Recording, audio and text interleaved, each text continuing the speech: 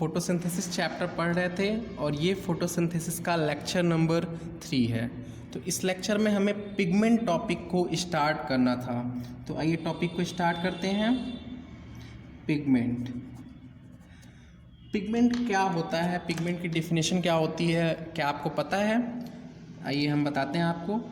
Pigment एक ऐसा substance होता है जो लाइट को एब्जॉर्ब करता है। जो सनलाइट लीव्स पे पड़ रही होती है उन्हें एब्जॉर्ब भी तो करना है। उस लाइट एनर्जी को एब्जॉर्ब कौन करता है? पिगमेंट करता है। तो pigment is a substance having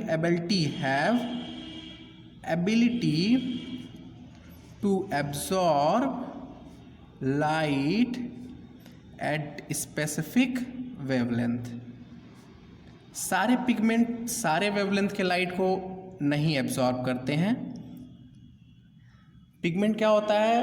pigment एक ऐसा सबस्टेंस है जिसके पास एबिलिटी होती है क्या एब्जॉर्ब करने की? टू एब्जॉर्ब लाइट को एब्जॉर्ब करने की जिस सब्सटेंस के पास एबिलिटी होती है उसे ही हम क्या बोलते हैं? पिगमेंट बोलते हैं। तो क्या एक ही पिगमेंट सारे वेवलेंथ को एब्जॉर्ब करेगा? जैसे एग्जांपल मैं बताऊं तो क्या क्लोरोफिल ए जो है वो सारे वेवलेंथ के लाइट को एब्जॉर्ब करेगा? 400 नैनोमीटर को भी एब्जॉर्ब कर रहा है, 600 नैनोमीटर को भी एब्जॉर्ब कर रहा है? तो नहीं, ऐसा नहीं होता है। ये सिर्फ और सिर्फ स्पेसिफिक वेवलेंथ के लाइट को ही एब्जॉर्ब करता है। हर पिगमेंट की एक स्पेसिफिक वेवलेंथ होती है, कैपेसिटी होती है, एक एबिलिटी होती है, उसी स्पेसिफिक वेवलेंथ को वो एब्जॉर्ब करता है। ओके, तो पिगमेंट की डेफिनेशन क्या हुई? Substance having ability to absorb light at a specific wavelength. अब पिगमेंट प्रेजेंट कहाँ होता है? तो जब मैं थैलाकोइड क्लोरोप्लास्ट पढ़ा रहा था तो उसमें जो क्लोरोप्लास्ट के स्ट्रक्चर में जो थैलाकोइड था, ये क्या था? हमारा ग्रैनम था। इस ग्रैनम में जो हमारा एक प्लेट लाइक स्ट्रक्चर था इसे हम क्या बोलते थे? ग्राना लैमली, और इसी को हम लोग थैलाकोइड बोलते थे। इसी को क्या बोलते थे? थैलाकोइड बोलते थे। तो पिगमेंट कहाँ पे प्रेजेंट होता है? ये अगर क्लोरोप्लास्ट है, डबल मेम्ब्रेनस स्ट्रक्चर है, अगर ये क्लोरोप्लास्ट है तो इसमें पिगमेंट कहाँ पे प्रेजेंट होगा? पिगमेंट प्रेजेंट होता है थैलाकोइड में। ये है थैलाकोइड कैसा होता है? सिंगल मेम्ब्रेनस होता है। फर्स्ट वीडियो में ये सारी बातें मैंने कवर की हुई है। तो थैलाकोइड कैसा होता है? सिंगल मेम्ब्रेनस होता है। इस थैलाकोइड के इनर साइड में ये क्या है? इसका ल्यूमेन है। इसके ल्यूमेन साइड में ही पिगमेंट इस तरीके से प्रेजेंट होते हैं। ओके, तो पिगमेंट कहाँ प्रेजेंट होते हैं? Present in थैलाकोइड।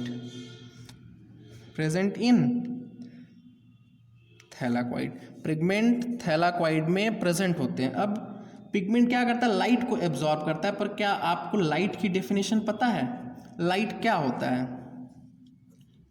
क्या आपको लाइट का डेफिनेशन पता है? जो सन रे आती है उस सन रे में कई तरह की रेडिएशन होती हैं जिन्हें हम इलेक्ट्रोमैग्नेटिक वेव बोलते हैं। जिसमें क्या क्या होती हैं? एक नोट पॉइंट में अगर मैं लिखूं तो कॉस्मिक रे होती है, गामा रे होती है, एक्स रे होती है, यूवी होती है, विजिबल स्पेक्ट्रम होता है, विजिबल लाइट होता है, इंफ्रारेड होता है, माइक्रोवेव होता है। ओके, इसको याद करने का एक ट्रिक भी है, कभी बताएंगे। तो जो सनलाइट आ रही है उस सनलाइट में ये इतने इलेक्ट्रोमैग्नेटिक वेव्स प्रेजेंट होते हैं। पर क्या हम इन्हीं को लाइट बोलते हैं? क्या हम इन सारे रेडिएशंस को देख पाते हैं? तो ऐसा नहीं है। हम सिर्फ और सिर्फ इलेक्ट्रोमैग्नेटिक रेडिएशन में विजिबल लाइट को ही अपने नेकेड आई से देख पाते हैं। ओके, सिर्फ और सिर्फ विजिबल लाइट को ही देख पाते हैं। तो लाइट की डेफिनेशन क्या हुई? Visible spectrum of electromagnetic wave. ये क्या हुआ? हमारा इलेक्ट्रोमैग्नेटिक वेव है। तो visible spectrum of electromagnetic wave is known as light. Light की डेफिनेशन क्या हुई? Visible spectrum of electromagnetic wave is known as light. तो विजिबल स्पेक्ट्रम का वेवलेंथ क्या होता है? आपको पता होगा 4000 एंगस्ट्रॉम से 7000 एंगस्ट्रॉम तक, या फिर तो अगर इसे हम नैनोमीटर में लिखें तो 400 नैनोमीटर से टू 700 नैनोमीटर होता है। तो पिगमेंट क्या एब्जॉर्ब कर रहा है? लाइट को एब्जॉर्ब कर रहा है। तो पिगमेंट जिस वेवलेंथ की लाइट को एब्जॉर्ब करता है वो होती है 4000 एंगस्ट्रॉम से 7000 एंगस्ट्रॉम तक, मीन्स विजिबल स्पेक्ट्रम के लाइट को ही पिगमेंट एब्जॉर्ब करती है। और यही जो हमारा 4000 से 7000 एंगस्ट्रॉम है, या फिर तो जो 400 से 700 नैनोमीटर का रेडिएशन होता है, ये विजिबल स्पेक्ट्रम का होता है। और इसे ही हम क्या बोलते हैं? फोटोसिंथेटिकली एक्टिव रेडिएशन, पार बोलते हैं। पार मीन्स क्या होता है? Photosynthetically active radiation. ओके, तो पार क्या होता है? फोटोसिंथेटिकली एक्टिव रेडिएशन मीन्स जो 4000 से 7000 एंगस्ट्रॉम की लाइट होती है वो विजिबल स्पेक्ट्रम की होती है, और उसे ही हम पार बोलते हैं। और इसी वेवलेंथ की लाइट को यूज करके प्लांट अपने फोटोसिंथेटिक की एक्टिविटी को परफॉर्म करता है। तो यहाँ से यहाँ तक एक बार फिर से हम लोग देख लेते हैं। पिगमेंट क्या है? एक ऐसा सब्सटेंस जिसके पास एबिलिटी है लाइट को एब्जॉर्ब करने की, और सारे पिगमेंट सारे वेवलेंथ के लाइट को नहीं एब्जॉर्ब कर सकते हैं, कुछ स्पेसिफिक वेवलेंथ की ही लाइट को वो एब्जॉर्ब करते हैं। पिगमेंट कहाँ पे प्रेजेंट होगा? थैलाकॉइड में प्रेजेंट होगा, और ल्यूमेन के साइड में प्रेजेंट होगा, थैलाकॉइड के इनर साइड में। ये इसका स्ट्रोमा का साइड होगा। थैलाकॉइड जहाँ प्रेजेंट है ये इसके स्ट्रोमा का साइड है, पर पिगमेंट तो थैलाकॉइड के ल्यूमेन के साइड में प्रेजेंट होता है। अब लाइट क्या होता है? तो हम लोगों ने देखा कि इलेक्ट्रोमैग्नेटिक वेव में कई सारी क्या होती हैं? रेडिएशंस होती हैं। उसमें से जो विजिबल रेडिएशन है, उसी विजिबल रेडिएशन को हम लोग क्या बोलते हैं? लाइट बोलते हैं। लाइट क्या है? Visible spectrum of electromagnetic wave. और लाइट की जो वेवलेंथ होती है वो कितना होता है? 4000 एंगस्ट्रॉम से 7000 एंगस्ट्रॉम तक, या फिर तो 400 नैनोमीटर से 700 नैनोमीटर तक। और इसे ही हम क्या बोलते हैं? फोटोसिंथेटिकली एक्टिव रेडिएशन, पार बोलते हैं। तो आइए अब पिगमेंट की क्लासिफिकेशन करते हैं। पिगमेंट कितने टाइप्स के होते हैं? ये पिगमेंट 3 तरह के होते हैं। सबसे पहला हो जाएगा क्लोरोफिल। मैंने जब भी ये इक्वेशन को लिखा था इससे पहले के 2 वीडियो लेक्चर में, CO2 + H2O और यहाँ पे लाइट और क्लोरोफिल, तो मैंने वहाँ पे बताया हुआ है कि क्लोरोफिल क्या करता है? सनलाइट को ट्रैप करता है। तो क्लोरोफिल क्या है? एक पिगमेंट ही है। तो पिगमेंट का फंक्शन क्या है? लाइट को ट्रैप करना। ये पॉइंट मैं फर्स्ट वीडियो से ही बताता आ रहा हूँ। ओके, तो पिगमेंट 3 तरह के होते हैं। पहला हो जाएगा क्लोरोफिल, दूसरा हो जाएगा कैरोटीनॉयड, और तीसरा हो जाएगा फाइकोबिलिन्स। जो कैरोटीनॉइड्स होता है वो फर्दर 2 तरह का होता है। एक हो जाएगा कैरोटीन और एक हो जाएगा इसमें जैंथोफिल। एक कैरोटीन और दूसरा जैंथोफिल। अब कुछ कॉमन प्रॉपर्टीज देख लेते हैं। जो क्लोरोफिल और कैरोटीनॉइड्स होता है ये दोनों ही फैट डेरिवेटिव होते हैं। कैसे होते हैं? फैट डेरिवेटिव होते हैं। और इसी को हम बोल सकते हैं ऑर्गेनिक कंपाउंड होते हैं। ये ऑर्गेनिक कंपाउंड होते हैं। अगर ये ऑर्गेनिक कंपाउंड है तो आपको पता है कि ऑर्गेनिक कंपाउंड वाटर इनसॉल्युबल होता है। ऑर्गेनिक कंपाउंड कैसा होता है? वाटर इनसॉल्युबल होता है। ऑर्गेनिक कंपाउंड वाटर इनसॉल्युबल होता है, मीन्स क्लोरोफिल और कैरोटीनॉइड क्या होंगे? वाटर इनसॉल्युबल होंगे। और सॉल्युबल किस में होते हैं ये? तो ऑर्गेनिक सॉल्वेंट में क्या होंगे? ये सॉल्युबल होंगे। Soluble in organic solvent. इसे आप स्टेटमेंट में लिख लीजिएगा कि insoluble in water and soluble in organic solvent. और फाइकोबिलिन्स के बारे में बताऊं तो ये प्रोटीन डेरिवेटिव होते हैं। किसके बने होते हैं? ये प्रोटीन के बने होते हैं। तो अब ये प्रोटीन है तो आप समझ सकते हैं कि प्रोटीन क्या होगा? ये वाटर सॉल्युबल होगा। ये वाटर सॉल्युबल होगा और insoluble in organic solvent. Organic solvent में ये इनसॉल्युबल रहेगा और वाटर में सॉल्युबल रहेगा। ऑर्गेनिक सॉल्वेंट का अगर एग्जांपल दे तो ये हो जाएगा क्लोरोफॉर्म जैसे हो गया और एसीटोन हो गया। ओके, ये क्या होते हैं, हमारे ऑर्गेनिक सॉल्वेंट्स होते हैं जो कि कॉमनली यूज होते हैं। तो क्लोरोफॉर्म हो गया, एसीटोन हो गया, ये सब ऑर्गेनिक सॉल्वेंट हैं।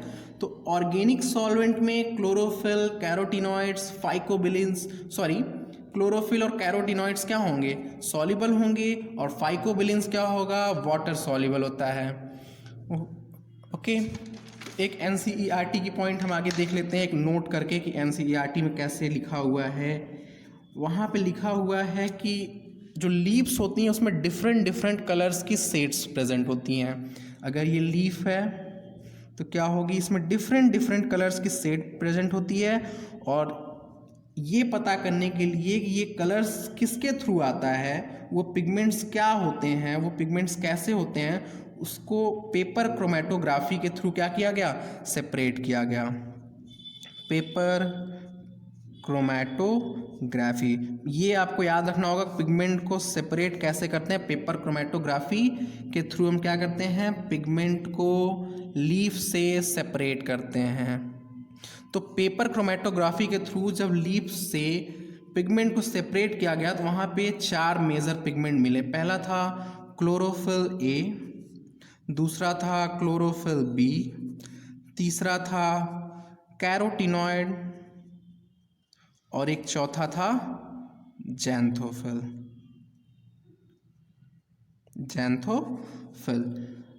पिगमेंट को पेपर क्रोमेटोग्राफी से जब सेपरेट किया गया किसी लीव्स के, तो उसमें 4 पिगमेंट मिले, एक chlorophyll A, chlorophyll B, carotenoids और जैंथोफिल। यहाँ पे आप देख सकते हैं कि जैंथोफिल क्या है, कैरोटीनॉइड का ही एक टाइप है, तो जैंथोफिल है आप मिला। ओके, जो क्लोरोफिल ए होता है इसकी कुछ स्पेसिफिक कलर होती है। तो क्लोरोफिल ए का कलर होता है ब्लू ग्रीन।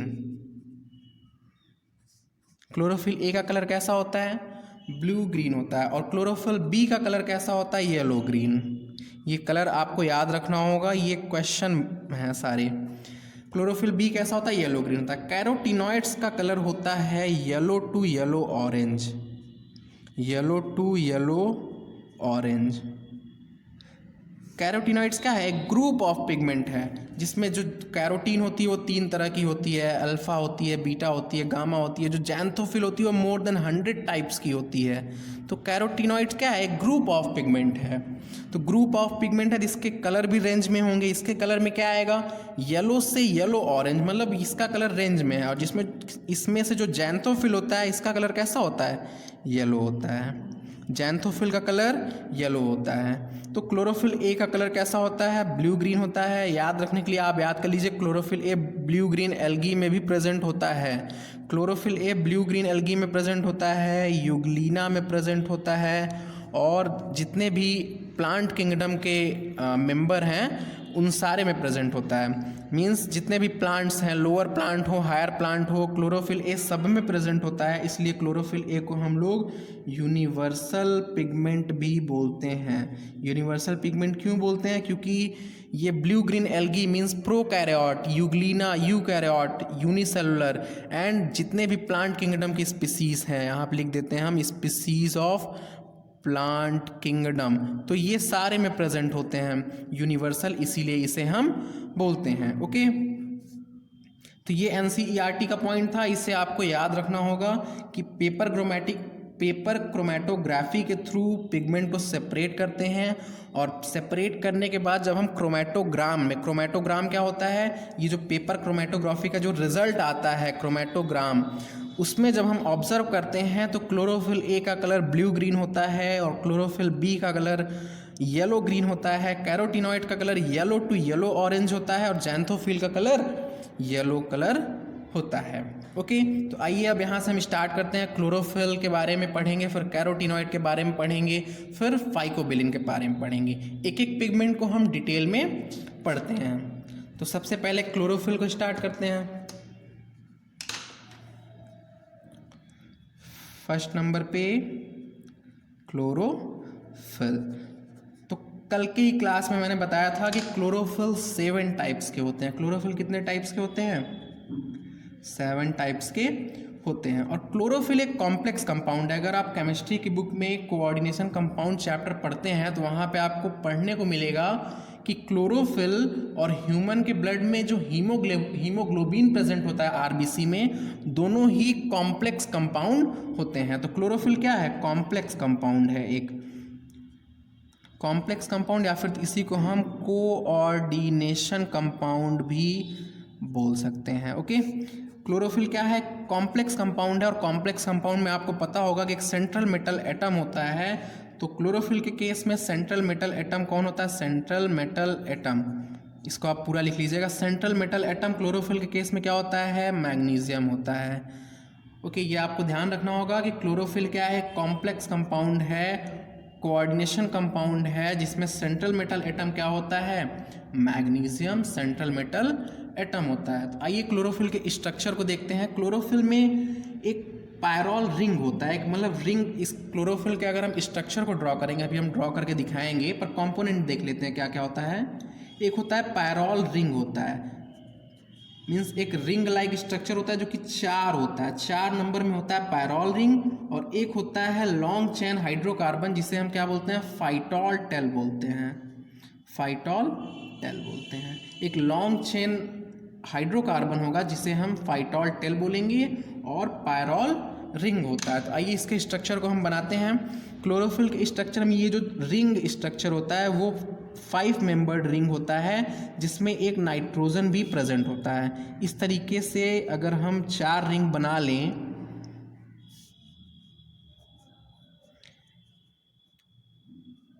ये क्या है? पायरोल रिंग है। पायरोल रिंग कितना होगा? 4 नंबर में होता है, पायरोल रिंग 4 होता है। और इस पायरोल रिंग के नाइट्रोजन के बगल बगल वाले से क्या होता है? ऐसे ये जुड़े होते हैं, हाइड्रोकार्बन के थ्रू ये क्या होते हैं? ऐसे जुड़े होते हैं। सॉरी, ये नाइट्रोजन यहाँ पे बना लीजिए।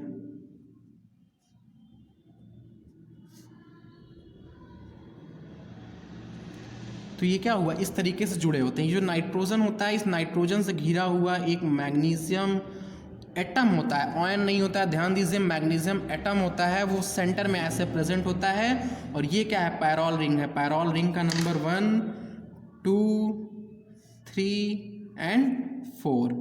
यहाँ पे नाइट्रोजन की पोजीशन को ध्यान दीजिएगा आप। नाइट्रोजन से क्या, ये मैग्नीशियम आयन, मैग्नीशियम एटम घिरा हुआ है, और ये क्या है? हमारा पायरोल रिंग हो जाएगा। इस रिंग्स, ये नाइट्रोजन और मैग्नीशियम के बीच में एक कोवैलेंट बॉन्ड होता है, और यहाँ पे क्या होता है? कोऑर्डिनेट बॉन्ड होता है। 2 नाइट्रोजन से कैसा बॉन्ड होगा? कोवैलेंट बॉन्ड होगा। और बाकी के 2 नाइट्रोजन से कैसा बॉन्ड होगा? कोवैलेंट बॉन्ड होगा। तो यहाँ पे मैं लिख देता हूँ, ये क्या है? कोवैलेंट बॉन्ड है। और ये कैसा बॉन्ड है? कोऑर्डिनेट बॉन्ड है। ओके, ये कोवैलेंट बॉन्ड होता है और ये कोऑर्डिनेट बॉन्ड होता है। इस स्ट्रक्चर की अगर हम लेंथ और ब्रेथ देखें, इस स्ट्रक्चर की लेंथ और ब्रेथ देखें तो 15 एंगस्ट्रॉम इसकी क्या होती है? लेंथ और ब्रेथ दोनों ही क्या होती है? 15 एंगस्ट्रॉम की होती है। इस स्ट्रक्चर की लेंथ और ब्रेथ दोनों ही क्या होती है? 15 एंगस्ट्रॉम की होती है। और यहाँ सेकेंड ग्रुप से सेकेंड पायरोल रिंग से ग्रुप अटैच्ड होता है। ये ग्रुप में यहाँ पे एक ग्रुप अटैच्ड होता है, और ये ग्रुप हो सकता है या फिर तो मेथिल, या फिर तो ये हो सकता है एल्डिहाइड। अगर यहाँ पे मेथिल अटैच्ड रहा तो ये स्ट्रक्चर हो जाएगा फिर क्लोरोफिल ए का। मींस क्लोरोफिल ए में मेथिल प्रेजेंट होता है, और अगर यहाँ पे एल्डिहाइड रहा इस ग्रुप के प्लेस पे तो ये स्ट्रक्चर हो जाएगा क्लोरोफिल बी का। तो क्लोरोफिल ए क्या होता है? मेथिल डेरिवेटिव है, और क्लोरोफिल बी क्या है? एल्डिहाइड प्रेजेंट है। ये आपको ध्यान देना होगा। क्लोरोफिल ए और क्लोरोफिल बी का मॉलिक्यूलर फॉर्मूला पूरा सिमिलर होता है। सिर्फ डिफरेंस क्या है कि क्लोरोफिल ए में एक मेथिल होता है और क्लोरोफिल बी में एक एल्डिहाइड ग्रुप लगा होता है। तो अभी तक हम लोगों ने पायरोल रिंग बनाया, उस पायरोल रिंग को के बीच में सेंटर में क्या किया? एक मैग्नीशियम एटम रख दिया। ओके, पायरोल रिंग बनाया और उस रिंग के सेंटर में मैग्नीशियम एटम रख दिया, और ये जो 3rd नंबर का पायरोल रिंग है, यहाँ से एक हाइड्रोकार्बन का जो चेन यानी कि फाइटोल टेल यहाँ से एराइज होता है। ये क्या है? फाइटोल टेल है। ओके, तो ये है हमारा क्लोरोफिल का स्ट्रक्चर। ये जो फाइटोल टेल है इसकी लेंथ होती है 20 एंगस्ट्रॉम।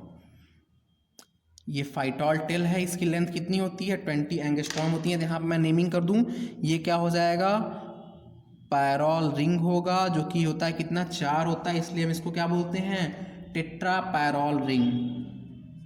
टेट्रा पैरोल रिंग बोलते हैं, 4 नंबर में है इसलिए इसे क्या बोलते हैं, टेट्रा पैरोल रिंग बोलते हैं। और ये क्या हो जाएगा, फाइटोल टेल।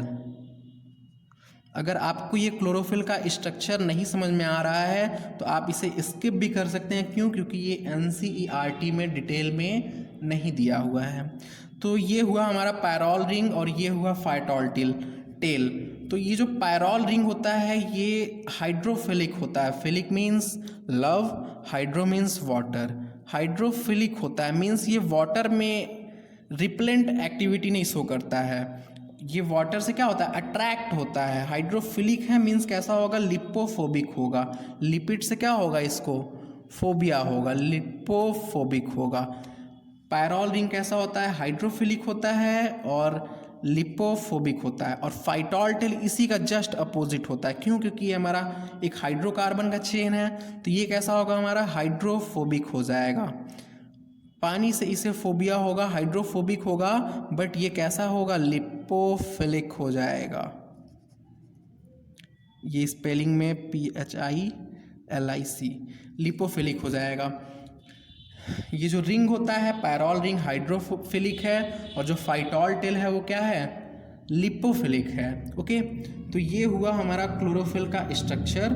अगर यहाँ पे मेथिल हुआ तो क्लोरोफिल A हो जाएगा और यहाँ पे अगर CHO हुआ तो ये क्या हो जाएगा, क्लोरोफिल B हो जाएगा। तो आपको पता है, यहाँ पे नोट पॉइंट पे देख लीजिए, ये क्या हुआ, थैलाकॉइड हुआ। थैलाकॉइड के ये सिंगल मेम्ब्रेन ही होता है, मैं इतना सारा बना दिया। इस थैलाकॉइड के ल्यूमेन साइड में क्या होता है, यहाँ पे ये क्लोरोफिल इस तरीके से प्रेजेंट है। थैलाकॉइड का ये क्या है, मेम्ब्रेन है। तो मेम्ब्रेन का स्ट्रक्चर आपको पता ही है कि कोई भी मेम्ब्रेन किस चीज़ की बनी होती है, मेम्ब्रेन किस चीज़ की बनी होती है, लिपोप्रोटीन, सॉरी लिपोप्रोटीन की, सही है, ये लिपोप्रोटीन की बनी होती है। कोई भी मेम्ब्रेन, कोई भी सेल मेम्ब्रेन लिपोप्रोटीन का बना होगा। लिपोप्रोटीन मीन्स लिपिड और प्रोटीन का होता है, जिसमें लिपिड कौन सा होता है, फॉस्फोलिपिड होता है और प्रोटीन होता है। ओके, लिपिड और प्रोटीन की सेल मेम्ब्रेन बनी होती है। सेल मेम्ब्रेन किसकी बनी होती है, लिपिड और प्रोटीन की। तो इस थैलाकॉइड के मेम्ब्रेन को आइए हम बनाते हैं। ये क्या हुआ हमारा, लिपिड हुआ। ओके, सेल मेम्ब्रेन का स्ट्रक्चर अगर आपने सेल चैप्टर में पढ़ा होगा तो वो ऐसा ही होगा। ये हुआ लिपिड। तो इसी में क्या होता है, ये जो फाइटोल टेल है ये लिपोफिलिक है। फाइटोल टेल कैसा है, लिपोफिलिक है। ये फाइटोल टेल इसी में ऐसे एम्बेडेड होता है और ये जो मैग्नीशियम आयन से सराउंडेड हुए पूरा स्ट्रक्चर है ये ऐसे प्रेजेंट होता है। मीन्स ये हो गया हमारा फाइटोल टेल में पैरोल रिंग हुआ, ये टेट्रा पैरोल रिंग हुआ और ये क्या हो गया, फाइटोल टेल हो गया। और ये क्या है, थैलाकॉइड का मेम्ब्रेन है। इस मेम्ब्रेन को मैं कंप्लीट कर दूं, ये क्या हो गया, थैलाकॉइड का मेम्ब्रेन है, जिसमें ये क्या है, फॉस्फोलिपिड हम बना रहे हैं। इस फॉस्फोलिपिड में ये क्या है, क्लोरोफिल मॉलिक्यूल है। क्लोरोफिल का मॉलिक्यूल इस तरीके से अटैच्ड है। तो ये जो थैलाकॉइड है, थैलाकॉइड में क्लोरोफिल कहाँ और कैसे प्रेजेंट होता है, तो आप यहाँ पे देख सकते हैं कि थैलाकॉइड मेम्ब्रेन में जो इसका लिपोफिलिक पार्ट होता है, क्लोरोफिल का जो लिपोफिलिक पार्ट होता है वो क्या होता है, मेम्ब्रेन में ऐसे एम्बेडेड होता है। और बाकी जो इसका हाइड्रोफिलिक पार्ट है वो बाहर की तरफ में ऐसे बल्ज आउट होता है। और इसी मेम्ब्रेन में क्या होगा, यहाँ पे कुछ ऐसे प्रोटीन भी लगे होंगे जिन्हें हम एक्सट्रिंसिक प्रोटीन बोलेंगे। कुछ और प्रोटीन लगे होंगे जो कि डीप एम्बेडेड होंगे, तो इन्हें हम क्या बोलेंगे, इंट्रिंसिक प्रोटीन बोलेंगे। ओके, ये हो गया हमारा एक्सट्रिंसिक प्रोटीन, इंट्रिंसिक प्रोटीन। और यहीं अब आप इसमें एक क्वेश्चन है आपसे कि इस मेम्ब्रेन का इनर साइड कौन सा है और आउटर साइड कौन सा है। तो आंसर ये होगा कि इनर साइड इधर वाला है। इधर वाला क्या है, इनर साइड है। इसका रीज़न है, ऐसा क्यों है, क्योंकि ये जो क्लोरोफिल का मॉलिक्यूल है ये आप देख सकते हैं कि ल्यूमेन के साइड में लगा हुआ है और ये ल्यूमेन का साइड, ये वाला फेस इसका होगा। ओके, तो ये हुआ इसका इनर साइड थैलाकॉइड का, ये हुआ आउटर साइड। आउटर साइड में क्या होगा, लिपोप्रोटीन ग्लाइकोलिपिड होगा, ग्लाइकोप्रोटीन होगा। ये तो पूरा सेल मेम्ब्रेन का स्ट्रक्चर हो गया। यहाँ पे बताना सिर्फ इतना है कि ये जो क्लोरोफिल का मॉलिक्यूल है, ये क्लोरोफिल का मॉलिक्यूल किस तरह से होगा, इसका जो लिपोफिलिक पार्ट होगा, मीन्स जो हाइड्रोकार्बन का टेल होगा, फाइटॉल टेल होगा, वो सेल मेम्ब्रेन में ऐसे एम्बेडेड होगा, और जो मैग्नीशियम से सराउंडेड हुई ये टेट्रा पैरॉल रिंग है वो बल्ज आउट किया रहेगा। ओके, तो ये हो गया हमारा क्लोरोफिल। अब आइए 7 टाइप्स के क्लोरोफिल कौन कौन से होते हैं उनको हम थोड़ा सा देख लेते हैं।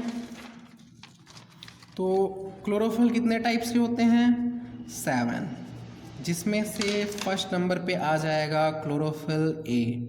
क्लोरोफिल ए की फॉर्मूला, क्लोरोफिल ए का जो फॉर्मूला होता है C55H72O5N4Mg, ये होता है क्लोरोफिल ए का फॉर्मूला। इसमें क्या प्रेजेंट होता है, मेथिल प्रेजेंट होता है। ध्यान दीजिए, अभी यहाँ पे मैं आगे क्लोरोफिल बी में बताऊँगा, वहाँ पे एल्डिहाइड कैसे लगता है। तो ये हुआ क्लोरोफिल ए का फॉर्मूला। ये होता है यूनिवर्सल पिगमेंट, इससे पहले भी मैं बोल चुका हूँ ये बात, यूनिवर्सल पिगमेंट होता है। यूनिवर्सल पिगमेंट क्यों बोलते हैं हम, क्योंकि ये ब्लू ग्रीन एल्गी में प्रेजेंट होता है, यूग्लिना में प्रेजेंट होता है। अगर आप NCERT में ब्लू ग्रीन एल्गी का टॉपिक पढ़ते हैं या यूग्लिना की टॉपिक पढ़ते हैं तो आपको वहाँ पर लिखा हुआ मिलेगा कि हायर प्लांट के सिमिलर क्लोरोफिल ए प्रेजेंट होता है ब्लू ग्रीन एल्गी में और यूग्लिना में। और किस में प्रेजेंट होगा, सारे species of plant kingdom. Plant kingdom में जितने भी स्पीसीज हैं उन सारे स्पीसीज में क्लोरोफिल ए प्रेजेंट होगा। इसीलिए क्लोरोफिल ए को हम क्या बोलते हैं, यूनिवर्सल पिगमेंट बोलते हैं। Means all species of plant kingdom, all species of plant kingdom. Chlorophyll B पे आ जाइए। क्लोरोफिल बी का फॉर्मूला, अब देखिए क्लोरोफिल ए का जो फॉर्मूला है उसमें से अगर आप मेथिल को माइनस कर दीजिए, माइनस क्या कर दीजिए CH3 को, और उसमें CHO को ऐड कर दीजिए, तो ये हमारा क्लोरोफिल बी का फॉर्मूला बन जाएगा। क्लोरोफिल ए का फॉर्मूला याद कीजिए और क्लोरोफिल बी का फॉर्मूला मुफ्त में लेके जाइए। क्लोरोफिल ए का फॉर्मूला क्या हो जाएगा, C55H72O5N4Mg में से अगर आप CH3 को हटा देंगे और CHO को ऐड कर देंगे तो क्लोरोफिल बी का फॉर्मूला बनेगा। एक कार्बन को माइनस किया और एक को प्लस किया तो ये क्या हो जाएगा, C55 ही रहेगा। हाइड्रोजन में 3 माइनस किया और एक प्लस किया तो ये हो जाएगा H70। ऑक्सीजन में कुछ माइनस नहीं हुआ, एक प्लस हो गया तो O6N4Mg, ये हो जाएगा क्लोरोफिल बी का फॉर्मूला। ओके, ये हुआ क्लोरोफिल बी। इसी तरीके से क्लोरोफिल सी प्रेजेंट होता है, उसका फॉर्मूला बुक में तो दिया हुआ है पर हमें याद करने की ज़रूरत नहीं है। क्लोरोफिल सी, डी और क्या होता है, क्लोरोफिल ई होता है। इसके अलावा बैक्टीरियो क्लोरोफिल होता है, बैक्टीरियो क्लोरोफिल। आपको बता दें कि क्लोरोफिल ए यूनिवर्सल पिगमेंट तो है पर बैक्टीरिया में नहीं प्रेजेंट होता है। ध्यान दीजिए इस बात को कि क्लोरोफिल ए बैक्टीरिया में नहीं प्रेजेंट होता है। बैक्टीरिया में एक स्पेशल टाइप ऑफ क्लोरोफिल होता है जिन्हें हम लोग बैक्टीरियो क्लोरोफिल बोलते हैं। और बैक्टीरिया में एक और पिगमेंट होता है क्लोरोफिल का, उसे हम लोग क्या बोलते हैं, बैक्टीरियो वर्डिन बोलते हैं, बैक्टीरियो वर्डिन। तो ये दोनों सिर्फ और सिर्फ present only in bacteria, present only in bacteria. सिर्फ और सिर्फ ये किस में प्रेजेंट होता है, बैक्टीरिया में। ये पॉइंट आपको ध्यान देना होगा यहाँ पे कि प्रेजेंट ओनली इन बैक्टीरिया, सिर्फ और सिर्फ बैक्टीरिया में प्रेजेंट होता है। तो आइए कुछ नोट पॉइंट यहाँ पे हम लोग देख लें जो कि दूसरे चैप्टर से रिलेटेड है, चैप्टर को रिलेट कर रहे हैं थोड़ा सा यहाँ पे हम। तो एल्गी चैप्टर में हम लोगों ने देखा कि क्लोरोफाइसी था, क्लोरोफाइसी, फियोफाइसी और क्या था, Rhodophyceae. Chlorophyceae, Phaeophyceae and Rhodophyceae. Chlorophyceae में क्या क्या प्रेजेंट था, chlorophyll A plus chlorophyll B. Phaeophyceae में क्या था, chlorophyll A plus chlorophyll C. Rhodophyceae में क्या था, chlorophyll A plus chlorophyll D. और इसी तरीके से एक होता है जैंथोफाइसी जिसको हम लोग येलो एल्गी बोलते हैं, ये हमारे एनसीईआरटी में नहीं दिया हुआ है, एनसीईआरटी में नहीं दिया हुआ है। तो इसमें क्या होता है, क्लोरोफिल ए प्लस में क्लोरोफिल ई। याद करने का कितना सिंपल सा तरीका है, क्लोरोफिल ए के साथ में बी सी डी ई।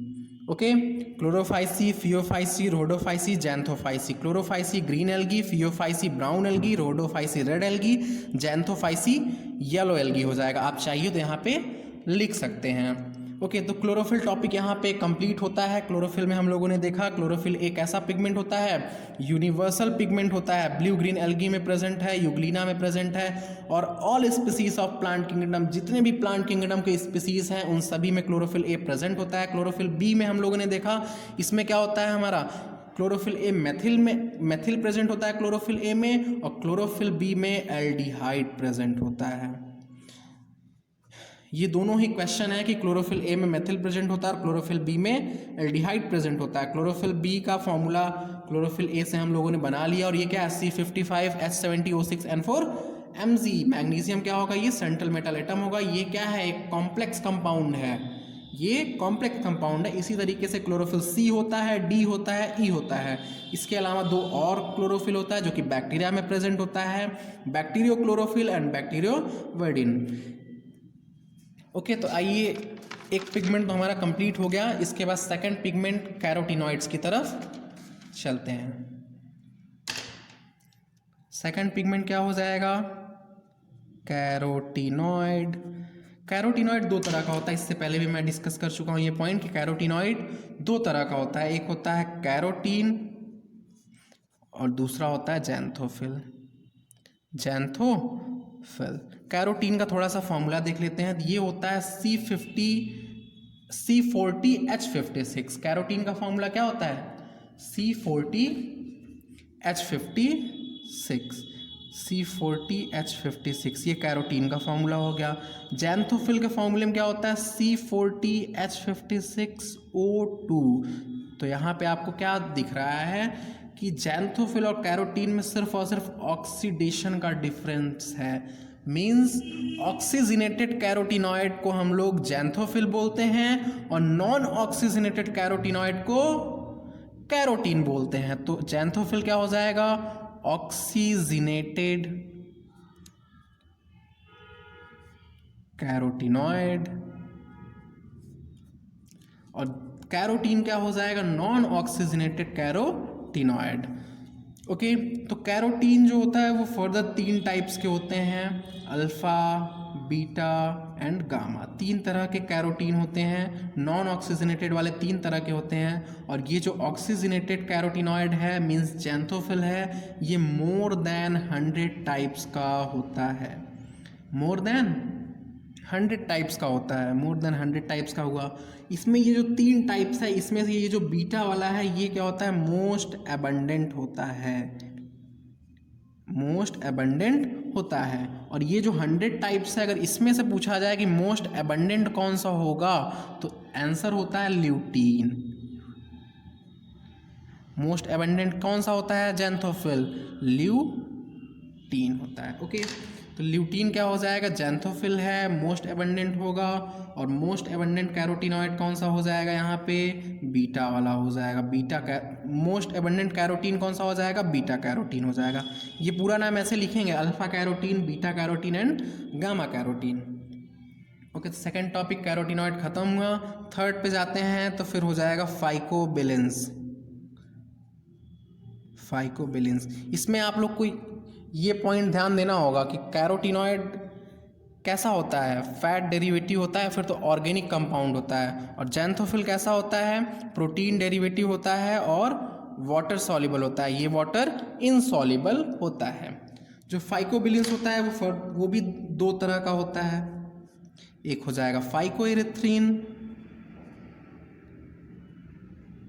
और एक हो जाएगा फाइकोसाइनिन। आर फाइकोइरिथ्रिन और सी फाइकोसाइनिन, ये दो तरह का होता है, फाइकोइरिथ्रिन एंड फाइकोसाइनिन, जो फाइकोइरेथ्रिन होता है वो कैसा कलर देता है? रेड कलर देता है। तो ये रेड एल्गी में प्रेजेंट होता है, रोडोफाइसिन प्रेजेंट होता है। आप अभी तुरंत एल्गी टॉपिक ओपन कीजिए और वहाँ पे रोडोफाइसिन में देखिए तो लिखा हुआ है कि क्लोरोफिल ए और डी प्रेजेंट होता है और साथ में आर फाइकोइरेथ्रिन प्रेजेंट होता है। सी फाइकोसाइनिन ये ब्लू कलर का होता है और ये ब्लू ग्रीन एल्गी में प्रेजेंट होता है। यहाँ पे एक नोट पॉइंट और देख लीजिए, जैंथोफिल है, इसी में होता है एक फ्यूकोजैंथिन जो कि ब्राउन एल्गी में प्रेजेंट होता है, ब्राउन एल्गी में प्रेजेंट होता है। फ्यूकोजैंथिन है, ये किस में प्रेजेंट होता है? ब्राउन एल्गी में प्रेजेंट होता है। ओके, इसके अलावा एक बहुत ही कॉमन क्वेश्चंस हैं, उन्हें हम नोट कर लेते हैं कि एक पिगमेंट पे बहुत ही कॉमन क्वेश्चन अक्सर टेस्ट पेपर वगैरह में दिख जाता है, वो है एंथोसाइनिन पिगमेंट। एंथोसाइनिन पिगमेंट ये PYQ में आपको मिल जाएगा, क्योंकि इसके बारे में प्रीवियस ईयर में पूछा गया है। तो anthocyanin pigment water soluble pigment होता है। ये कैसा पिगमेंट है? ये वाटर सॉल्युबल होता है और प्रेजेंट कहाँ पे होता है? तो प्रेजेंट इन वैक्यूल, प्रेजेंट होता है। किसी जिस सेल में होता है CUOLE, वैक्यूल स्पेलिंग देख लीजिएगा आप, जिस भी सेल में होता है उस सेल के ये वैक्यूल में, प्लांट सेल के वैक्यूल में प्रेजेंट होता है और ये वाटर सॉल्युबल होता है। और ये होता कहाँ पे है? तो पेटल्स में प्रेजेंट होता है। आप जो पेटल्स में पर्पल कलर देखते हैं, पेटल्स में पर्पल कलर देखते हैं present in petal of flower, वो एंथोसाइनिन के वजह से होता है। पेटल ऑफ फ्लावर, एंथोसाइनिन कहाँ पे प्रेजेंट है? पेटल ऑफ फ्लावर में प्रेजेंट है और ये कौन सा कलर देता है? पर्पल कलर देता है, पर्पल कलर। तो ये बताइए आप कि क्या पेटल में फोटोसिंथेसिस की एक्टिविटी होती है? नहीं होती है, बिल्कुल नहीं होती है। फोटोसिंथेटिक एक्टिविटी सिर्फ और सिर्फ ग्रीन पार्ट में होती है। एंथोसाइनिन पिगमेंट इसका मतलब है कैसा होगा? नॉन फोटोसिंथेटिक पिगमेंट है, फोटोसिंथेसिस एक्टिविटी नहीं करवाता है। नॉन फोटोसिंथेटिक पिगमेंट होगा। एंथोसाइनिन कैसा होगा? नॉन फोटोसिंथेटिक पिगमेंट होगा। ओके, तो एंथोसाइनिन में एक क्वेश्चन ये बहुत ही कॉमन है, बहुत ज़्यादा पूछा जाता है, अक्सर मिल जाता है और यही PYQ में आया है कि एंथोसाइनिन कहाँ पे प्रेजेंट होता है। तो एंथोसाइनिन वैक्यूल में प्रेजेंट होता है। ये पॉइंट आपको ध्यान देना होगा, याद कर लेना होगा।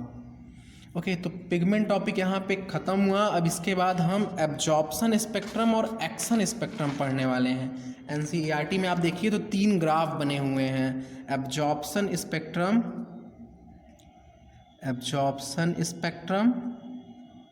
And action spectrum. अब देखिए, यहाँ से पहले मैं एक नोट पॉइंट आपको बताना चाहूँगा, जो कि मैं बोल भी चुका हूँ इससे पहले, कि सारे कोई एक पिगमेंट, सपोज कीजिए कोई ये एक पिगमेंट है, तो ये सारे वेवलेंथ की लाइट को नहीं एब्जॉर्व करेगा।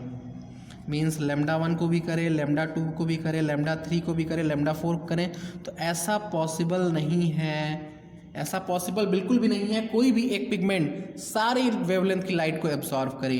कोई भी एक पिगमेंट एक स्पेसिफिक वेवलेंथ की लाइट को एब्जॉर्व करता है, जो उसकी पीक वैल्यू होती है। पीक वैल्यू मतलब आप समझ रहे हैं? मतलब वो जो मैक्सिमम वेवलेंथ एब्जॉर्ब कर सकता है, कोई भी अगर ये हमारा पिगमेंट है तो ये जो मैक्सिमम वेवलेंथ एब्जॉर्ब कर सकता है, मीन्स जो ये वेवलेंथ एब्जॉर्ब करेगा वो उसकी मैक्सिमम वैल्यू होगी और इसको हम क्या बोलेंगे? इसकी पीक वेवलेंथ बोलेंगे, या फिर तो पीक वैल्यू जो एब्जॉर्ब कर रहा है इसको हम लोग बोलेंगे, यही इसकी पीक है। ठीक है, तो सिर्फ और सिर्फ एक को ही एब्जॉर्ब कर पाता है। तो हर एक जो पिगमेंट, तो ये क्या है? पिगमेंट मॉलिक्यूल है, ये जो मैक्सिमम वेवलेंथ एब्जॉर्ब कर सकता है, ये इसकी क्या है? पीक वैल्यू है। और हर एक पिगमेंट की अपनी अपनी अलग अलग क्या होती है? पीक वैल्यू होती है। तो जैसे सपोज कीजिए कोई भी ये पिगमेंट A है, तो इस पिगमेंट की अगर पीक वैल्यू है 670 नैनोमीटर, तो हम इसे लिखेंगे P670। इस तरीके से इससे इसका रिप्रेजेंटेशन ऐसे करते हैं, कोई भी ये क्या है पिगमेंट है, इस पिगमेंट की पीक वैल्यू है 670 नैनोमीटर, तो इसे हम P670 लिखेंगे। कोई भी अगर दूसरा ये पिगमेंट है, इसकी पीक है 680 nm, तो इसको हम लिखेंगे P680। कोई भी दूसरा एक हमारा ये पिगमेंट है, इसकी पीक वैल्यू है 700 nm, तो इसे हम लिखेंगे P700। ओके, तो ये बात यहाँ पे आप समझ रहे होंगे कि कोई भी पिगमेंट सारे वेवलेंथ की लाइट को नहीं एब्जॉर्ब करेगी, वो किसी एक स्पेसिफिक मैक्सिमम वेवलेंथ की लाइट के एब्जॉर्ब करती है उसके कैपेबिलिटी के अकॉर्डिंग, और वो उसकी क्या होती है पीक वैल्यू होती है, और उस वैल्यू को ही हम ऐसे रिप्रेजेंट करते हैं। अगर ये मैक्सिमम इसकी, अगर ये हमारी एबिलिटी है, यहाँ पे क्या है इसकी मैक्सिमम एबिलिटी है,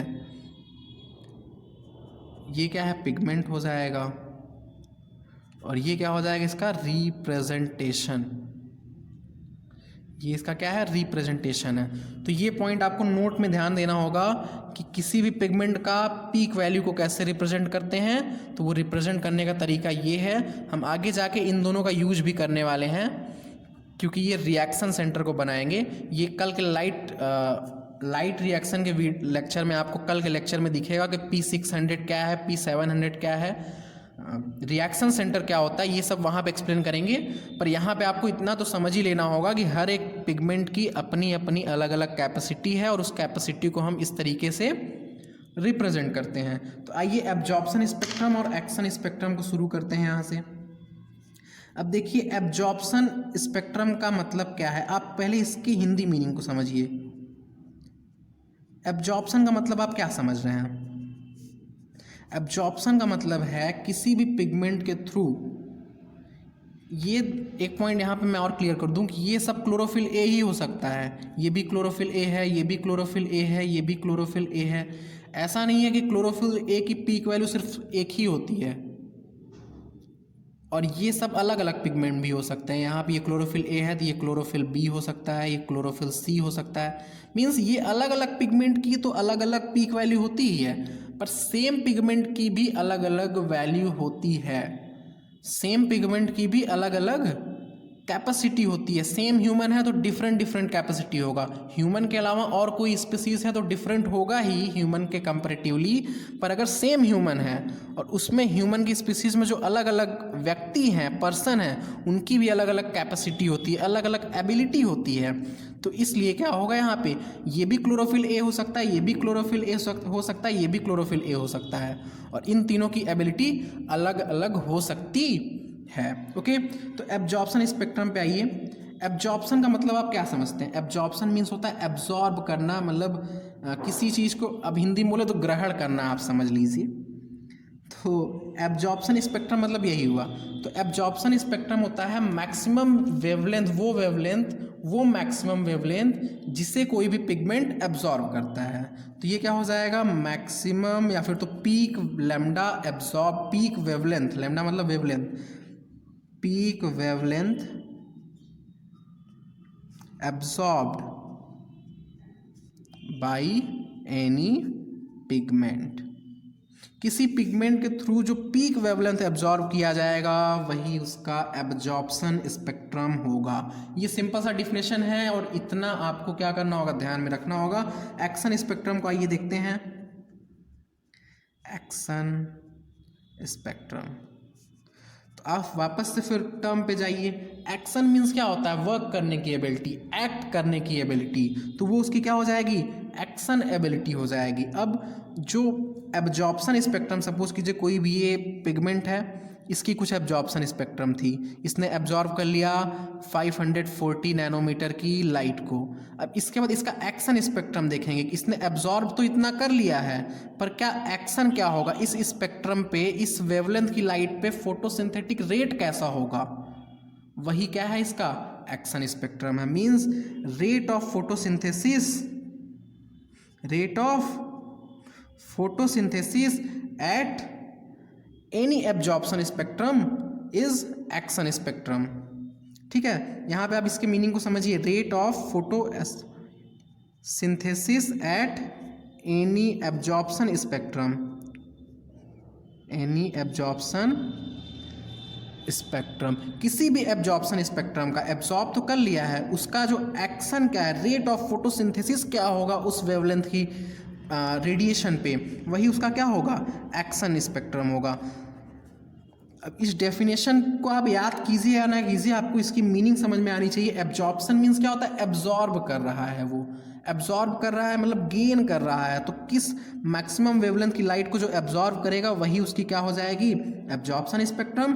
और उतना लाइट एब्जॉर्ब करने के बाद वो जो एक्शन करेगा, जो रेट ऑफ फोटोसिंथेसिस होगी, वही उसकी क्या हो जाएगी, एक्शन स्पेक्ट्रम हो जाएगी। तो आइए एनसीईआरटी के ग्राफ को हम बनाते हैं।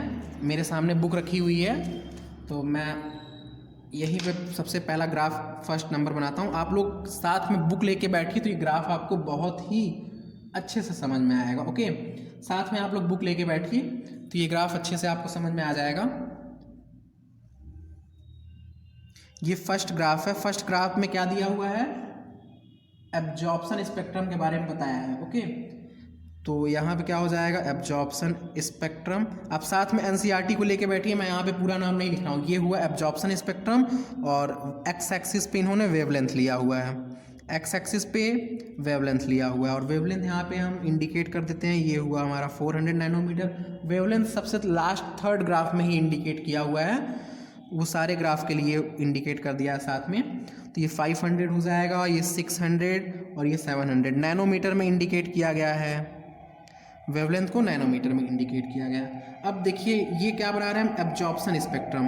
क्लोरोफिल ए किस लाइट को, किस वेवलेंथ की लाइट को सबसे ज़्यादा एब्जॉर्ब करेगा, किस वेवलेंथ की लाइट को सबसे ज़्यादा एब्जॉर्ब करेगा, वही उसकी क्या होगी। जैसे ये वाली जो है, इसकी ये स्पेसिफिक क्या है, पीक वैल्यू है, तो इससे नीचे की भी लाइट को वो एब्जॉर्ब कर सकता है। इसकी ये क्या है, मैक्सिमम वैल्यू है, पर इसके नीचे की भी लाइट को ये क्या कर लेगा, एब्जॉर्ब कर लेगा। तो आइए यहाँ पे देखते हैं हम क्लोरोफिल ए का सबसे पहले बनाते हैं। तो क्लोरोफिल ए का ये इस तरीके से कुछ बना हुआ है।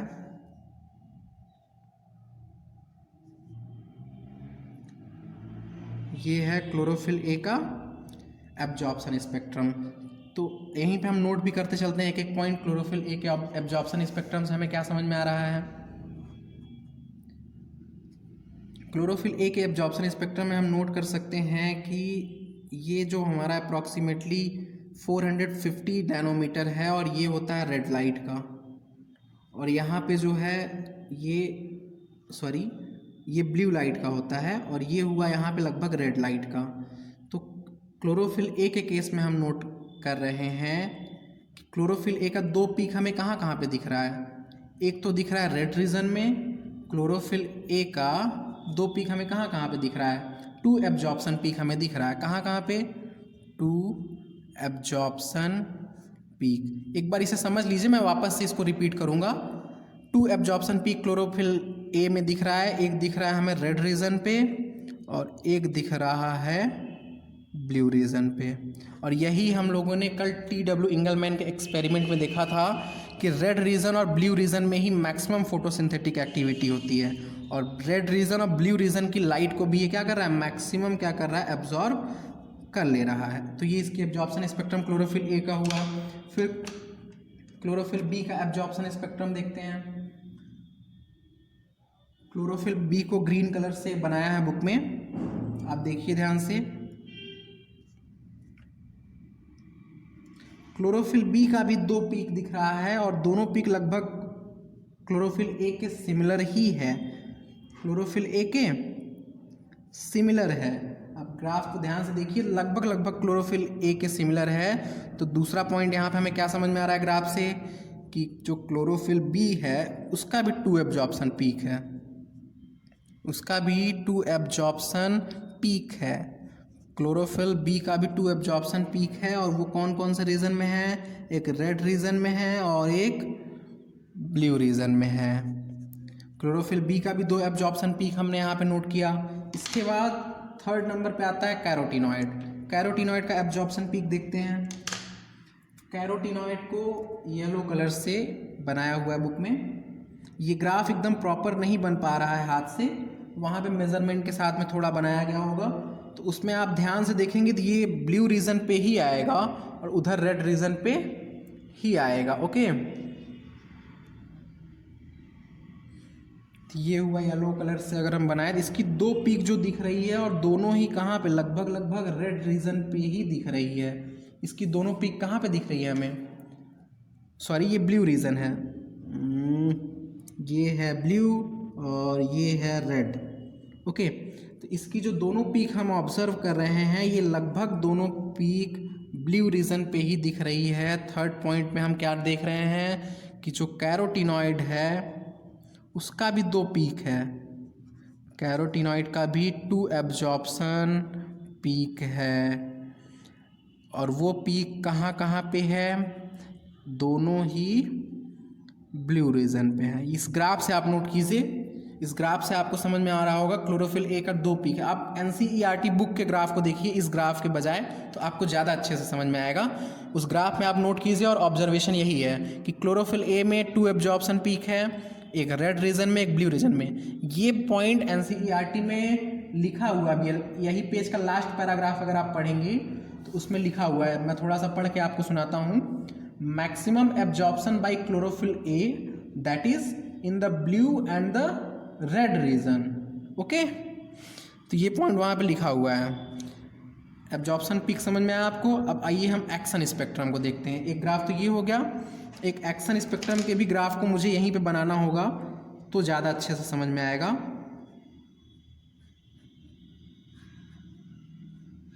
एक्शन स्पेक्ट्रम में आप नोट कीजिए तो ये आपको कुछ ऐसा दिख रहा होगा, ये है। तो इसमें भी आप नोट कर रहे हैं कि जिसमें जिस कलर के लिए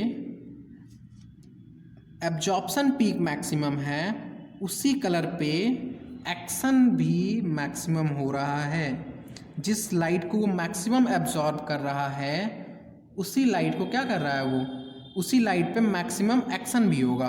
ऑब्वियस सी बात है कि जिस लाइट को वो क्या कर रहा है सबसे ज़्यादा एब्जॉर्ब करेगा उसी लाइट पे क्या होगा, मैक्सिमम क्या होगा, फोटोसिंथेटिक का रेट होगा, रेट ऑफ फोटोसिंथेसिस। और इस बात को टी.डब्ल्यू. इंगलमैन ने बताया था कि एरोबिक बैक्टीरिया कहाँ पे एक्यूमुलेट हो रहा था। अगर हमने प्रिज्म के थ्रू जब लाइट को स्प्लिट किया था, प्रिज्म के थ्रू लाइट को स्प्लिट किया था तो एरोबिक बैक्टीरिया कहाँ पे एक्यूमुलेट हो रहे थे, उस प्लेस पे एक्यूमुलेट हो रहे थे जहाँ पे ऑक्सीजन ज़्यादा निकलेगा। और ऑक्सीजन ज़्यादा कहाँ निकल रहा था, जहाँ पर रेड कलर की लाइट और ब्लू कलर की लाइट से फोटोसिंथेसिस हो रहा था।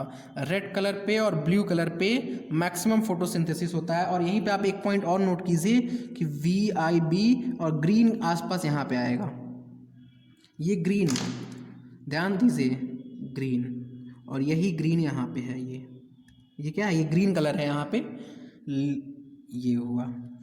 तो ग्रीन कलर में आप नोट कर रहे हैं ग्रीन कलर का एक्शन स्पेक्ट्रम सबसे कम है और एब्जॉर्प्शन स्पेक्ट्रम भी सबसे कम है। मींस ग्रीन कलर में फोटोसिंथेसिस सबसे कम होता है। नोट कीजिए इस पॉइंट को, ग्रीन कलर में फोटोसिंथेसिस क्या होता है, रेट ऑफ फोटोसिंथेसिस सबसे मिनिमम होता है और रेट ऑफ फोटोसिंथेसिस मैक्सिमम किस में होता है, रेड एंड ब्लू रीजन में होता है। ऐसा क्यों होता है, क्योंकि 2 एब्जॉर्प्शन पीक हमें दिखता है क्लोरोफिल ए के लिए और बी के लिए भी रेड और ब्लू रीजन में ही।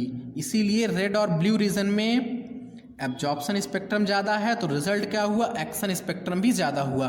एब्जॉर्प्शन स्पेक्ट्रम ज़्यादा होगा तो एक्शन स्पेक्ट्रम ज़्यादा होगा, एब्जॉर्प्शन स्पेक्ट्रम ज़्यादा होगा तो एक्शन स्पेक्ट्रम ज़्यादा होगा। इस पॉइंट को ध्यान दीजिए, यहाँ पे एब्जॉर्प्शन स्पेक्ट्रम ज़्यादा होगा। जितना ज़्यादा लाइट जिस वेवलेंथ की एब्जॉर्ब करेगा उतना ही ज़्यादा उस वेवलेंथ पे रेट ऑफ फोटोसिंथेसिस होगा। जितना ही ज़्यादा इनपुट हो रहा है ये लाइट एनर्जी का इस वेवलेंथ का, तो इसी इनपुट पे आउटपुट भी क्या होगा, मैक्सिमम मिलेगा, रेट ऑफ फोटोसिंथेसिस भी मैक्सिमम मिलेगा। ओके, तो ये हम अपना NCERT बुक यहाँ रखते हैं, इसमें कुछ कुछ तो लिखा है, पता नहीं क्या क्या लिख दिए हैं हम। तो इसको आप ध्यान से देखिए तो ये दिख रहा है क्लोरोफिल। ये थर्ड वाला ग्राफ आप यहाँ पे समझ लीजिए, ये जो ब्लैक लाइन से इंडिकेट किया गया ये क्या है, रेट ऑफ फोटोसिंथेसिस है। और ये जो ब्लू लाइन से इंडिकेट किया गया ये है एब्जॉर्प्शन। तो आपको ओवरऑल यहाँ पे दिखा रहा है थर्ड ग्राफ में लाइट एब्जॉर्ब, ओवरऑल लाइट के बारे में बोल रहा है। तो आप यहाँ पे नोट कर रहे हैं कि ये जो लाइट है मैक्सिमम कौन सा एब्जॉर्ब हो रहा है, VIB, ब्लू रीजन का यहाँ पे हो रहा है, और मैक्सिमम इधर कहाँ पे है, रेड रीजन का है। ब्लू रीजन और रेड रीजन का जब मैक्सिमम एब्जॉर्ब हो रहा है तो यही रीज़न है कि ब्लू और रेड रीजन में मैक्सिमम फोटोसिंथेसिस भी होगा। ये फर्स्ट एंड सेकंड ग्राफ का ओवरऑल यहाँ पे बनाया गया है। ओके, और यहाँ पे आप देखिए ग्रीन है, ग्रीन लाइट कंप्लीटली रिफ्लेक्ट हो जाता है। आप लोगों ने पढ़ा होगा थर्मल प्रॉपर्टीज ऑफ मैटर में कि जो ग्रीन लाइट होता है वो, अगर कोई भी ऑब्जेक्ट हमें ये वाइट कलर क्यों दिख रहा है, क्योंकि ये सारे लाइट को रिफ्लेक्ट कर दे रहा है। ये ब्लैक कलर क्यों दिख रहा है, क्योंकि ये सारे लाइट को एब्जॉर्ब कर ले रहा है। इसी तरीके से ये हमें येलो कलर क्यों दिख रहा है, क्योंकि ये येलो को क्या कर दे रहा है, रिफ्लेक्ट कर रहा है और बाकी कलर को एब्जॉर्ब कर ले रहा है। तो यही होता है कि यहाँ ग्रीन लाइट पे मिनिमम होता है, ग्रीन लाइट को रिफ्लेक्ट कर देता है और बाकी कलर को एब्जॉर्ब कर रहा है। ग्रीन लाइट को क्या करता है, रिफ्लेक्ट कर देता है। क्यों, क्योंकि इसका खुद का कलर क्या होता है, ग्रीन कलर्ड होता है। यही रीज़न है, ग्रीन लाइट को क्या कर देगा, रिफ्लेक्ट कर देगा और बाकी लाइट को एब्जॉर्ब कर लेगा। ग्रीन लाइट जब रिफ्लेक्ट हुई तो ग्रीन लाइट की एनर्जी कम एब्जॉर्ब हुई, तो ग्रीन लाइट में फोटोसिंथेटिक एक्टिविटी भी क्या होगी, सबसे कम होगी। ओके, होप ये पॉइंट आपको समझ में आ गए होंगे। तो पिगमेंट टॉपिक इतना ही था, इसको हम एक बार वापस से एक्सप्लेन कर देते हैं। कोई भी ये पिगमेंट है तो पिगमेंट ये क्या करेगा, डिफरेंट वेवलेंथ की लाइट को नहीं एब्जॉर्ब करेगा। एक उसकी मैक्सिमम पीक होगी, उस पीक को एब्जॉर्ब करेगा और उससे नीचे की लाइट को एब्जॉर्ब करेगा। अगर ये λ1 क्या है, मैक्सिमम इसकी पीक है, और λ2, λ3, λ4, λ1 से कम है, ये तीनों वेवलेंथ λ1 से कम है, तब तो ये एब्जॉर्ब कर लेगा। पर अगर ये λ1 से ज़्यादा है तो नहीं कर पाएगा। जैसे आप एग्जाम्पल के तौर पे, अगर कोई पर्सन है वो 50 kg का वेट उठा ले रहा है तो उसकी मैक्सिमम क्या है, 50 kg है, पर मिनिमम तो वो 40 भी उठा सकता है ना, 30 भी उठा सकता है। तो वही बात यहाँ पे है कि ये इसकी पीक वैल्यू होती है 670 नैनोमीटर की, और उसको हम ऐसे इंडिकेट करते हैं। और इसके अलावा ये अगर इससे कम वेवलेंथ की लाइट पड़ेगी इस पिगमेंट पे तो उसको भी वो क्या करेगा, ट्रैप करेगा, उसको भी ट्रैप करेगा। 670 से कम की लाइट जब पड़ेगी तो उसको भी ये ट्रैप कर लेगा। तो एब्जॉर्प्शन स्पेक्ट्रम में हमने देखा कि जो पीक वेवलेंथ एब्जॉर्ब किया जा रहा है किसी पिगमेंट के थ्रू, वही उसका एब्जॉर्प्शन स्पेक्ट्रम होगा। या फिर ऐसे भी बोल सकते हैं कि अमाउंट ऑफ लाइट जो एब्जॉर्ब किया जा रहा है किसी स्पेसिफिक वेवलेंथ की, यहाँ पे लिख देते हैं हम, amount of light of any specific wavelength is absorbed, amount of light of any specific wavelength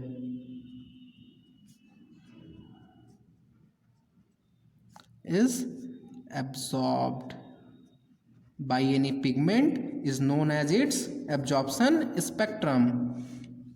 आप यहाँ इस टर्म से याद रखिए, बस इतना बड़ा डिफिनेशन वगैरह याद करने की ज़रूरत नहीं है। एब्जॉर्प्शन स्पेक्ट्रम क्या होगा, कोई भी वेवलेंथ, कोई भी पिगमेंट जिस वेवलेंथ को एब्जॉर्ब कर रहा है, एक्शन स्पेक्ट्रम उस वेवलेंथ पे उसकी रेट ऑफ फोटोसिंथेसिस कितनी होगी। और ये तीनों पॉइंट NCERT में दिया हुआ है, और ये क्या है, इम्पॉर्टेंट पॉइंट है, इससे आपको याद रखना होगा। इसके अलावा एक और पॉइंट डिस्कस कर लेते हैं हम, लाइट हार्वेस्टिंग कॉम्प्लेक्स। अब पिगमेंट टॉपिक कंप्लीट हो गया, अब हम धीरे धीरे लाइट रिएक्शन की तरफ बढ़ रहे हैं। तो पिगमेंट की अरेंजमेंट को देखेंगे, लाइट रिएक्शन होता कैसे है। तो लाइट रिएक्शन से पहले कुछ पॉइंट्स है। एक लाइट हार्वेस्टिंग कॉम्प्लेक्स, ये क्या होता है, आइए हम लोग धीरे धीरे डिस्कस करते हैं। लाइट हार्वेस्टिंग कॉम्प्लेक्स, इसको पूरा लिख दें हम, light harvesting complex, light harvesting complex. तो ये क्या होता है, क्लोरोफिल लाइट हार्वेस्टिंग कॉम्प्लेक्स। तो ये एक लाइट हार्वेस्टिंग जो कॉम्प्लेक्स होता है, ये दो चीज़ से मिलकर बना होता है। एक होता है reaction centre plus accessory pigment,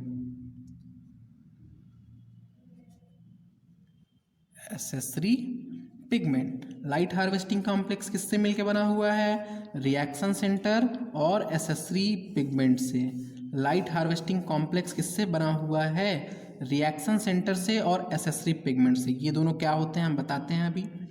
light harvesting complex को ही हम क्या बोलते हैं, फोटो सिस्टम बोलते हैं। फोटो SYSTEM, फोटो सिस्टम बोलते हैं। रिएक्शन सेंटर क्या होता है, सपोज कीजिए कई सारी यहाँ पे पिगमेंट है, ये बल्क में यहाँ पे बहुत सारी पिगमेंट है, हंड्रेड्स ऑफ पिगमेंट यहाँ पे हैं। तो वो पिगमेंट जो मैक्सिमम वेवलेंथ की लाइट को एब्जॉर्ब करेगी वो क्या बनाएगा, रिएक्शन सेंटर बनाएगा। मतलब जनरली रिएक्शन सेंटर सिर्फ और सिर्फ क्लोरोफिल ए से बनाता है। क्यों? क्योंकि chlorophyll A maximum wavelength of light को एब्जॉर्ब करता है और क्लोरोफिल ए यूनिवर्सल पिगमेंट भी है। तो रिएक्शन सेंटर क्या हुआ, वो पिगमेंट जो मैक्सिमम वेवलेंथ ऑफ लाइट को एब्जॉर्ब करेगी, वो पिगमेंट जो मैक्सिमम वेवलेंथ ऑफ लाइट को एब्जॉर्ब करेगी। एसेसरी पिगमेंट क्या हो जाएगा, इसके अलावा जो बाकी पिगमेंट होगा उन्हें हम क्या बोलेंगे, एसेसरी पिगमेंट बोलेंगे। Except reaction centre all other pigment is known as accessory pigment. Okay, इसको और हम एक्सप्लेन करते हैं। अभी तो ये स्टार्टिंग है, आपको थोड़ा थोड़ा नहीं भी समझ में आ रहा होगा, पर समझने की कोशिश कीजिए। ये है लाइट हार्वेस्टिंग कॉम्प्लेक्स। क्या है, अभी हम इसका डायग्राम बनाते हैं। ये क्या हुआ, क्लोरोफिल ए रिएक्शन सेंटर हो गया। क्यों? क्योंकि ये मैक्सिमम वेवलेंथ, मतलब ये बॉस हो गया। सारे पिगमेंट रखे हुए हैं, उनमें से ये सबसे ज़्यादा वेवलेंथ की लाइट को एब्जॉर्ब करा, ये क्या हो गया, बॉस हो गया। तो आइए हम बॉस को सबसे ऊपर बैठा देते हैं, क्लोरोफिल ए। और इसके बाकी अलावा जितने भी पिगमेंट होंगे, इसमें यहाँ पे ढेर सारे पिगमेंट होंगे, हंड्रेड्स ऑफ पिगमेंट होंगे।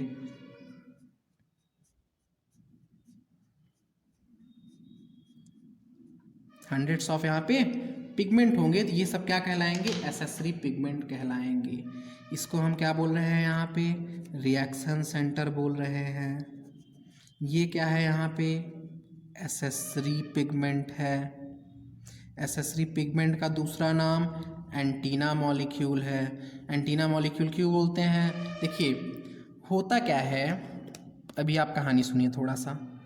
जब लाइट पड़ता है प्लांट पे, तो कोई एक पिगमेंट के हेल्प से तो लाइट को मतलब जितनी रिक्वायरमेंट होगी वो रिक्वायरमेंट कोई एक पिगमेंट तो एब्जॉर्ब कर नहीं सकता। जैसे अगर कोई भी वर्क है तो वो एक पर्सन करेगा तो क्या होगा, टाइम ज़्यादा लगेगा, और अगर ढेर सारे पर्सन करेंगे तो क्या होगा, टाइम कम लगेगा, है ना। तो इसी तरह से होता है कि जब लाइट पड़ती है तो कोई एक पिगमेंट ना एब्जॉर्ब करके ढेर सारे पिगमेंट एब्जॉर्ब करते हैं। कोई एक पिगमेंट ना एब्जॉर्ब करके जो ढेर सारे पिगमेंट होते हैं वो सारे पिगमेंट उस लाइट को एब्जॉर्ब कर रहे होते हैं। वो सारे पिगमेंट उस लाइट को एब्जॉर्ब कर रहे होते हैं, और वो लाइट क्या करते हैं, वो लाइट ट्रांसफ़र कर देते हैं। वो लाइट की जो एनर्जी होती है वो ट्रांसफ़र कर देंगे अपने बॉस के पास। वो लाइट की जो एनर्जी है ये सारे पिगमेंट मॉलिक्यूल मिल के ट्रांसफ़र कर देंगे अपने बॉस के पास।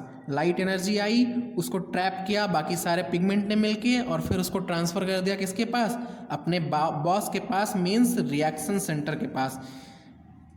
अब ये जो एसेसरी पिगमेंट है यही लाइट को जो है एब्जॉर्ब कर रहा है। एसेसरी पिगमेंट को हम लोग एंटीना मॉलिक्यूल भी बोलते हैं। क्या, एंटीना मॉलिक्यूल।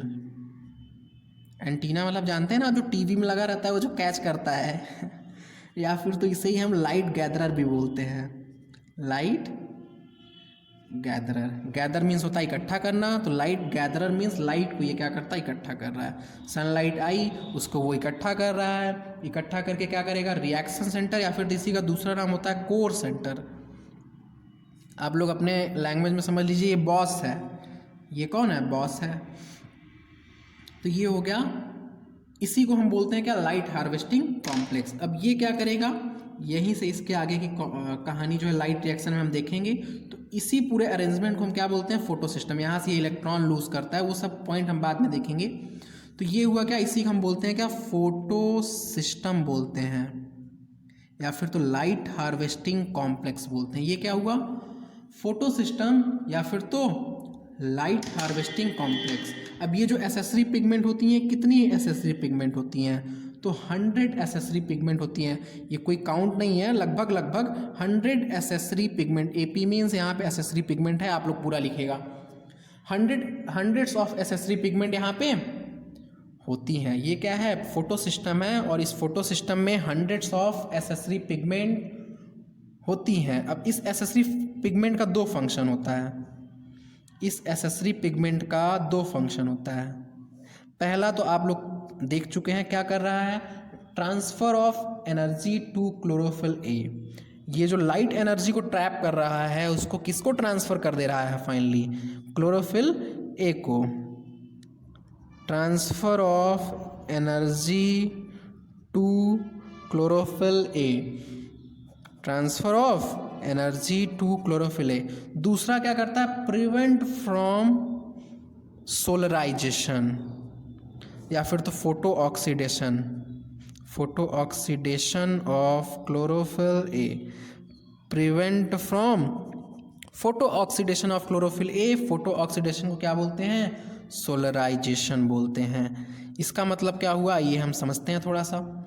एक तो समझ में आ गया कि एनर्जी ट्रांसफ़र कर रही है, दूसरा है prevent from photo oxidation of chlorophyll a. अब सपोज कीजिए कि लाइट की जो अमाउंट रिक्वायर्ड है, मतलब इतने सारे मॉलिक्यूल ने मिलकर जो लाइट को इकट्ठा किया, लाइट एनर्जी को इकट्ठा किया, वो लाइट एनर्जी अगर सिर्फ और सिर्फ क्लोरोफिल ए मॉलिक्यूल इकट्ठा करता, मतलब ये सारे पिगमेंट ना होते और क्लोरोफिल ए को ही सारा काम करना पड़ता, सारी लाइट एनर्जी क्लोरोफिल ए को ही इकट्ठा करना पड़ता, तो क्या होता, इतना ज़्यादा ये हीट हो जाता, उससे क्या हो जाएगा, photo means light, in presence of light इसका क्या हो जाएगा, ऑक्सीडेशन हो जाएगा।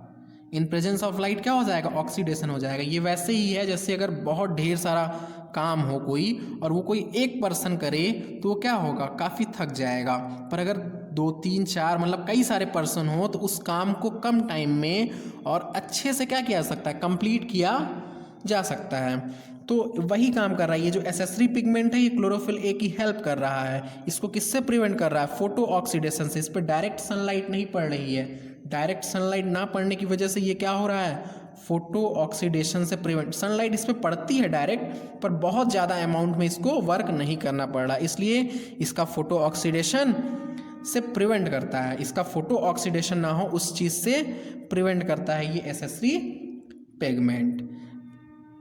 ओके, ये 2 काम हो गया एसेसरी पिगमेंट का। इसके अलावा ये जो हमारा क्लोरोफिल ए है, जो रिएक्शन सेंटर है, इस रिएक्शन सेंटर में हमारा क्या प्रेजेंट है, रिएक्शन सेंटर में प्रेजेंट है क्लोरोफिल ए। आपने बताया रिएक्शन सेंटर में क्लोरोफिल ए प्रेजेंट है, तो मैंने बोला ठीक है। अब क्लोरोफिल ए की अगर एब्जॉर्प्शन पीक, अगर क्लोरोफिल ए का एब्जॉर्प्शन पीक 680 nm है, या फिर तो क्लोरोफिल ए का एब्जॉर्प्शन पीक 700 nm है, ये 2 मेन जो कॉमन होता है हम लोग को प्लांट में, जो रिएक्शन सेंटर होता है वो क्लोरोफिल ए बनाता है। और क्लोरोफिल ए का एब्जॉर्प्शन पीक हमें 2 तरह का प्लांट में ऑब्जर्व होता है, जो हमें यहाँ पे पढ़ना है कि क्लोरोफिल ए का 2 एब्जॉर्प्शन पीक हमें most of the plant, maximum case में हमें यही ऑब्जर्व होता है कि 680 nm का पीक है और 700 nm का पीक है।